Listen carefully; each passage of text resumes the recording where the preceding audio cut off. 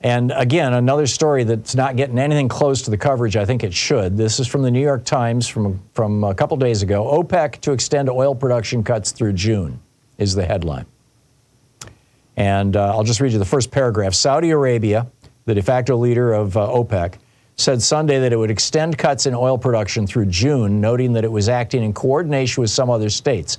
Saudi allies, including Kuwait and the United Arab Emirates, said Sunday they would also continue their reductions.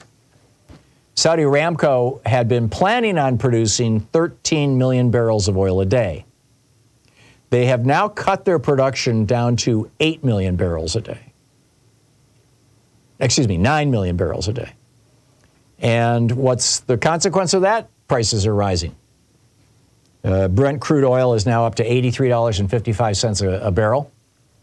And, I don't buy gasoline anymore, but Sean does. And she was telling me the other day, we've seen twice now in the last week. Once they went up 30 cents and 20 cents both times. We've seen two 20-cent per gallon gas price increases here in Portland just in the last 2 weeks. So, we know Saudi Arabia loves Donald Trump, right? I mean, they gave his son-in-law $2 billion. They want him to be president again. And they know that when gas prices are at $5 a barrel or $5 a gallon, that Americans get seriously pissed off and start voting for whoever's not in office. Well, whoever's not in office right now is Donald Trump. So Saudi Arabia, it looks to me like they are right now, as we speak, as we're, just watching in real time, Saudi Arabia is putting their thumb on the scale for Donald Trump. And they're going to continue. Mark my words, gasoline is going to be $5 a gallon by Election Day. And the Republicans are going to be going screaming about it and yelling about it. And the other thing that this article doesn't point out, but I think frankly is a big deal, is that the Saudis own the largest gasoline refinery in the United States down in Texas. And what did they do in 2022 during the election when the gas prices rose? They shut down the refinery for a couple of weeks. They said it was for maintenance.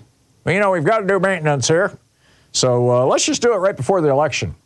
And you shut down the largest gasoline refinery in America. It doesn't matter how much oil Saudi Arabia produces. Gasoline starts getting tight.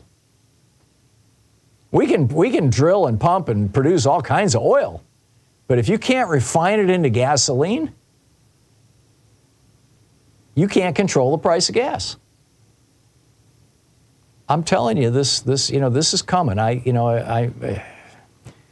pointed this out when Obama was president. The Saudis were playing these games, and nobody seemed to take it seriously. But it was just so obvious.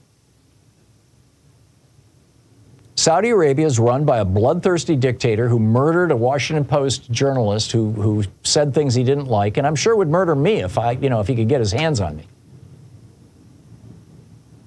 And that's the kind of people that Donald Trump loves. That's what Donald Trump wants to become. He wants to be able to kill anybody he doesn't like.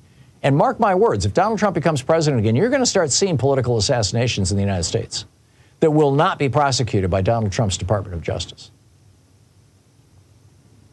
But for right now, the job that Saudi Arabia sees for itself is we've got to make Donald Trump president again. And why? Well, because they're trying to get, they want first of all, they want American weaponry.